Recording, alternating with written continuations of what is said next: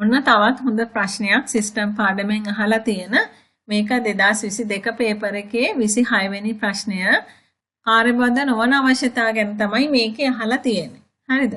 ඕගොල්ලෝ ඉගෙනගෙන ඇති මේ පද්ධති පාඩමේදී කාර්යබද්ධ අවශ්‍යතාව සහ කාර්යබද්ධ නොවන අවශ්‍යතාව කියලා. මේක හැබැයි ගොඩක් දෙනෙක් හිතාගෙන ඉන්න ක්‍රමේ නම් චුට්ටක් වැරදි. හරිද? ඒක නිසා මේක ඕගොල්ලෝ හොඳට තේරුම් ගන්න ඕනේ. කාර්යබද්ධ අවශ්‍යතාවයක් කියන්නේ මොකක්ද? කාර්යබද්ධ අවශ්‍යතාවයක් කියන්නේ පද්ධතියක කාර්යයක්. දැන් වචනේ තියෙනවනේ කාර්යබද්ධ අවශ්‍යතාවයක් කියන්නේ පද්ධතියෙන් ඉටු විය යුතු කාර්යයක් විස්තර කරන අවශ්‍යතාවයක්. පද්ධති කාර්යයක් විස්තර කරන පද්ධතියේ සේවාවක් විස්තර කරන එකක් තමයි කාර්යබද්ධ අවශ්‍යතාවයක් කියලා කියන්නේ. මේක අනිවාර්යයෙන්ම ඉෂ්ට වෙන්න ඕන කාර්යයක් වෙන්නත් පුළුවන්.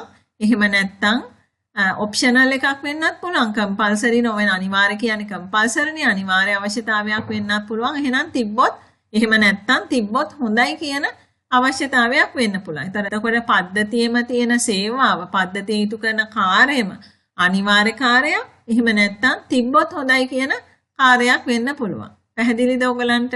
අන්න ඒවා තමයි කාර්යබද්ධ අවශ්‍යතාව කියලා කියන්නේ.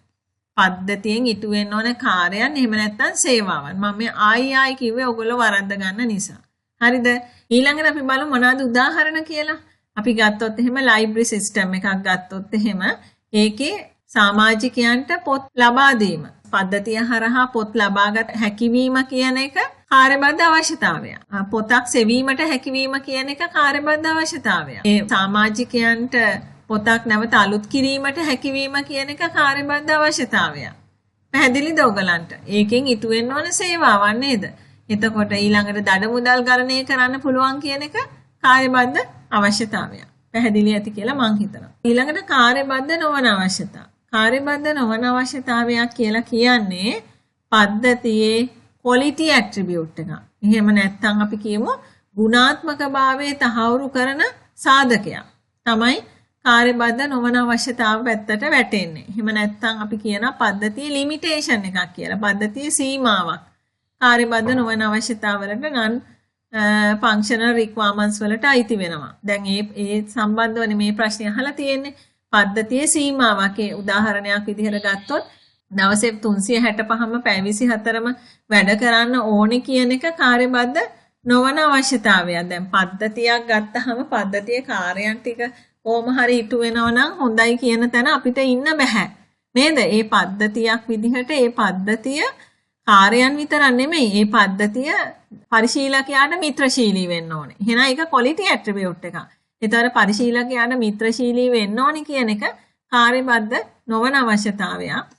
ඒ වගේම මේක වේගවත් වෙන්න ඕනේ කියන එක පද්ධතියේ කොහොම හරි අවශ්‍යතා ටික වෙනවා නමුත් slow. එහෙනම් කාර්යබද්ධ නොවන අවශ්‍යතාවයක් හරියට ඉටු වෙන්නේ නැහැ. එහෙම පද්ධතියක් අපිට quality පද්ධතියක් කියලා කියන්න බෑ. එහෙම ඒක නිසා අපිට මේ කාර්යබද්ධ නොවන අවශ්‍යතා හරි වැදගත්. ආරක්ෂාකාරී වෙන්න ඕනේ, නිවැරදි වෙන්න ඕනේ, විශ්වාසදායී වෙන්න ඕනේ. ඒ වගේම පරිශීලකයාට මිත්‍රශීලී වෙන්න ඕනේ, දර්ශනීය නිමාවක් තියෙන්න ඕනේ. මෙන්න මේ දේවල් තමයි කාර්යබද්ධ නොවන අවශ්‍යතාවලට එන්නේ. පැහැදිලිද? ඒතකොට දැන් අපි අර අනන්‍යතාවයේ තහවුරු කරන එකත් යූසර් නේම් එකයි පාස්වර්ඩ් එකයි ගහලා ඔතෙන්ටිකේට් කරන එකත් කාර්යබද්ධ අවශ්‍යතාවයක්. හැබැයි 3 සැරයකට වඩා ක්‍රියාත්මක වෙන්න ඕනි කියන තැන අපි quality එකක්නේ බලන්නේ. අන්න ඒ වගේ පැත්තට යනකොට ඒක කාර්යබද්ධ නොවන අවශ්‍යතාවයක් වෙනවා. එක වෙබ් බ්‍රවුසර් එකක වැඩ කරනවා කියන එක කාර්යබද්ධ අවශ්‍යතාවයක්. වෙබ් බ්‍රවුසර් එකක ක්‍රියාත්මක වෙන්න ඕනි කියන එක කාර්යබද්ධ අවශ්‍යතාවයක්. එහෙම නැතුව හැම වෙබ් බ්‍රවුසර් එකම මේ පද්ධතිය ක්‍රියාත්මක විය යුතුයි කියන තැන තියෙන quality එක නේද? හැම වෙබ් බ්‍රවුසර් එකම සීමාවක්. නේද? හැම වෙබ් බ්‍රවුසර් එකම ක්‍රියාත්මක වෙන්න ඕනි කියන එක කාර්යබද්ධ නොවන අවශ්‍යතාවය. මම හිතනවා මේක වෙනස පැහැදිලි කරගන්න ඇති කියලා. පද්ධතියේ කාර්යයන් එක්කම පද්ධතියේ සේවාවන් එක්කම එන්නේ කාර්යබද්ධ අවශ්‍යතාව.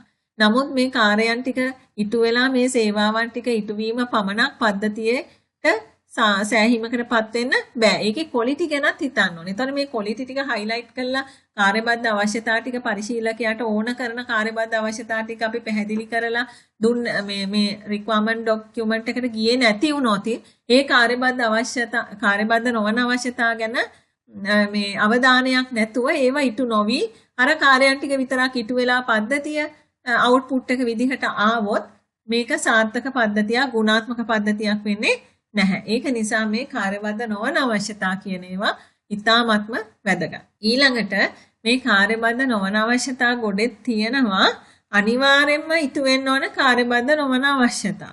ඒ වගේම තිබ්බොත් හොඳයි කියන කාර්යබද්ධ නොවන අවශ්‍යතා තියෙන්න පුළුවන් මේක තේරුම් ගන්න. ඒකයි මං කිව්වේ ගොඩක් අය වරද්ද ගන්නවා කියලා. සමහරු හිතාගෙන ඉන්නවා කාර්යබද්ධ අවශ්‍යතා කියන්නේ අනිවාර්යයෙන්ම ඉටු වෙන්න ඕනේම කාර්යබද්ධ නොවන අවශ්‍යතා කියන්නේ අනිවාර්යයෙන්ම ඉටු වෙන්න ඕනේ නැති තිබ්බොත් හොඳයි කියන ඒවා කියලා. අන්න ඒක සම්පූර්ණයෙන්ම වැරදි. පැහැදිලි නේද? එහෙනම් අපි දැන් යමු මේ ප්‍රශ්නෙට. කාර්යබද්ධ නොවන අවශ්‍යතා පද්ධතියක ගුණාත්මක උපලක්ෂණ නිර්ණය කරන්න. හොඳටම තියෙනවා පැහැදිලිව. කාර්යබද්ධ නොවන අවශ්‍යතා කියන්නේ ගුණාත්මක උපලක්ෂණ නිර්ණය කරන්නලු පාවිච්චි කරන්නේ. කාර්යබද්ධ නොවන අවශ්‍යතාවය සඳහා උදාහරණයක් වන්නේ පහත සඳහන් කවරක්ද කියලා අහනවා. බලමු අපි විද්‍යුත් තැපැල් පද්ධතිය පරිශීලකයින්ට ගොනු ඇමිනීමට ඉඩ ලබා දිය යුතුය. අන්න පද්ධතියක් විදිහට ඒ පද්ධතියෙන් වෙන්න ඕන කාර්යයක්. එහෙම නැත්නම් සේවාවක් නේද මේක. පරිශීලකයන්ට ෆයිල් ඇටච් කරන්න පුළුවන් වෙන්න ඕනේ කියන එක. ගොනු අමුණන්න පුළුවන් වෙන්න ඕනේ. මේක කාර්යයක්. ඒතර මේක කාර්යබද්ධ අවශ්‍යතාවයක්. ඒක නිසා ඒකෙන් නෑ උත්තරේට. ඊළඟට 2. වෙබ් අඩවියේ සෑම පිටුවක්ම තප්පර 4ක් ඇතුළත පූර්ණේ විය යුතුය. ඒක ඔයගොල්ලෝ මොකද හිතන්නේ? වෙබ් අඩවියේ සෑම පිටුවක්ම තප්පර 4ක් ඇතුළත පූර්ණේ විය යුතුය. සෑම පිටුවක්ම පූර්ණේ වෙන්න ඕනේ කියලා දුන්නා නම් ඒක කාර්යබද්ධ අවශ්‍යතාවයක්. අන්න බලන්න තප්පර 4ක් ඇතුළත පූර්ණේ විය යුතුය කියලා කිව්වහම මේක කාර්යබද්ධ නොවන අවශ්‍යතාවයක්. ක්වොලිටි එකක් නේද? ගුණාත්මක උපලක්ෂණයක් මෙතන කියන්නේ. තේරුණාද? වෙබ් අඩවියේ සෑම පිටුවක්ම පූර්ණේ විය යුතුය. එහෙම කියලා තිබුණා නම් කාර්යබද්ධ අවශ්‍යතාවයක්.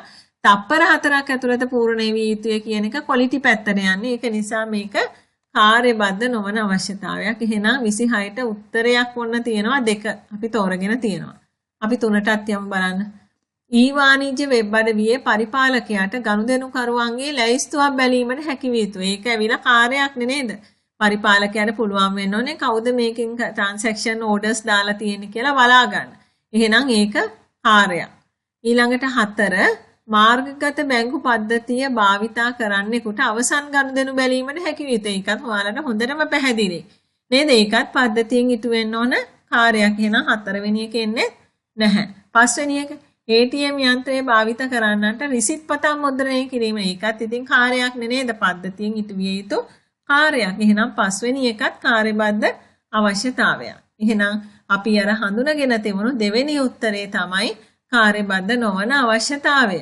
වෙබ් අඩවියේ සෑම පිටුවක්ම තප්පර 4ක් ඇතුළත පූර්ණේ විය යුතුය කියන එක වේගය මත කියන උපලක්ෂණය නිර්ණය කරන කාර්යබද්ධ නොවන අවශ්‍යතාවයක්.